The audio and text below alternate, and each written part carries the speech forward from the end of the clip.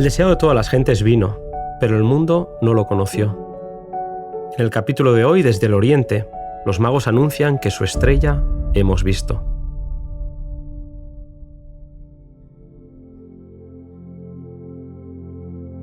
Los magos del oriente eran filósofos que estudiaban las manifestaciones de la providencia en la naturaleza. Eran hombres rectos y honrados por su integridad y sabiduría. En el estudio de la naturaleza y particularmente en el estudio del cielo y sus estrellas, estos hombres percibían la gloria del Creador. En su propia tierra se conservaban escritos proféticos que hablaban del Dios de las Escrituras hebreas. Pudieron leer la profecía de Balaam en la que se anunciaba que saldría la estrella de Jacob, y con alegría supieron que ese acontecimiento estaba por llegar.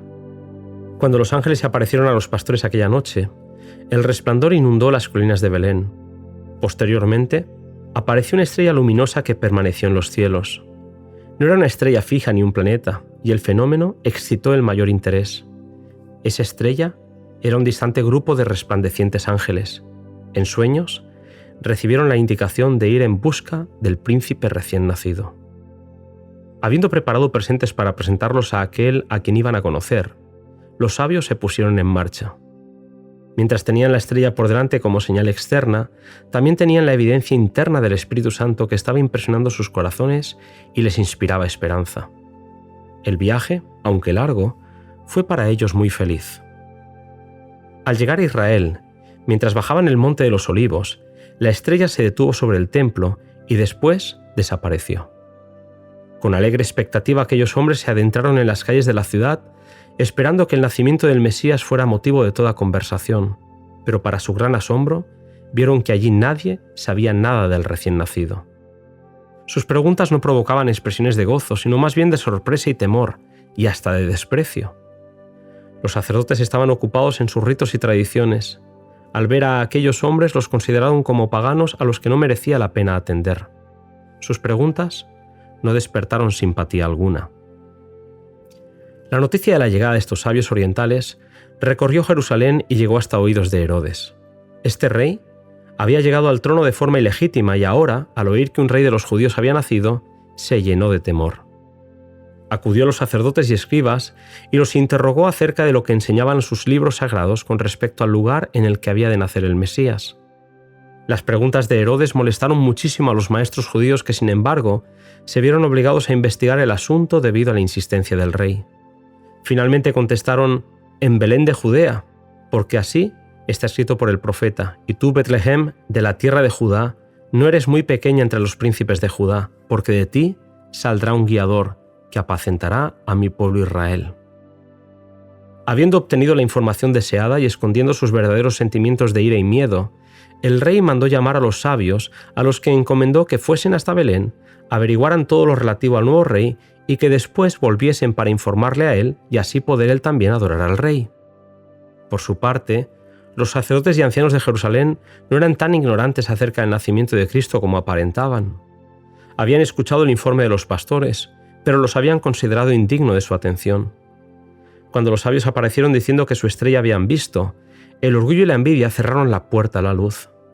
Desde su punto de vista era totalmente imposible que Dios los hubiera pasado por alto para comunicarse con pastores ignorantes y gentiles incircuncisos. En su obstinación, los sacerdotes indujeron al pueblo a considerar el interés en Jesús como una excitación fanática, mostrando desde aquel momento un rechazo que poco a poco se iría convirtiendo en un odio arraigado contra el Salvador.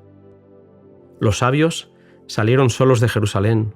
Para su alegría, la estrella volvió a brillar guiándolos hasta Belén.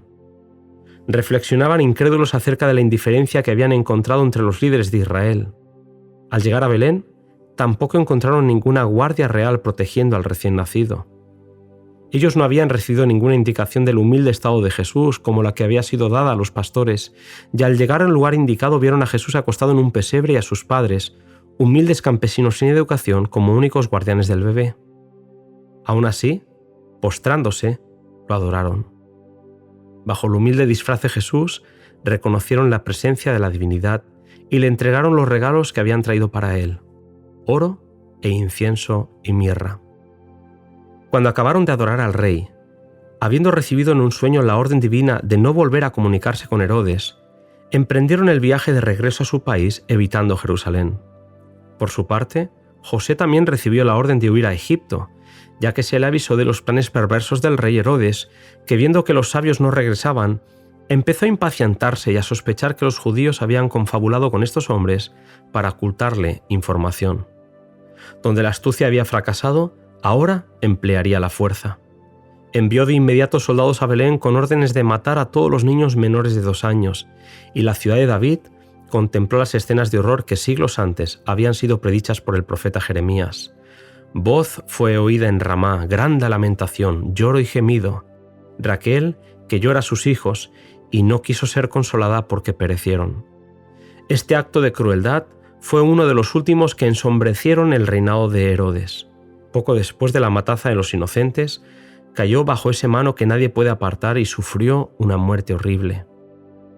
Satanás estaba resuelto a acabar con el Salvador, pero aquel que nunca duerme velaba sobre su amado Hijo, y mediante los regalos de los magos de un país pagano, el Señor suministró los medios para el viaje a Egipto y la estada en esa tierra extraña.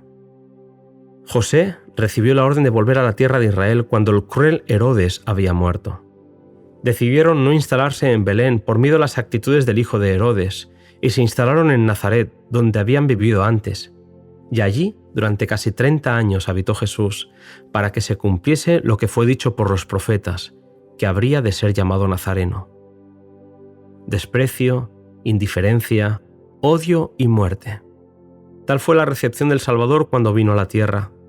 Parecía no haber lugar de descanso o de seguridad para el niño Redentor. Dios no podía confiar su amado Hijo a los hombres, ni aun mientras llevaba a cabo su obra a favor de la salvación de ellos. Comisionó a los ángeles para que acompañasen a Jesús y le protegiesen hasta que cumpliese su misión en la tierra y muriera a manos de aquellos a los que había venido a salvar.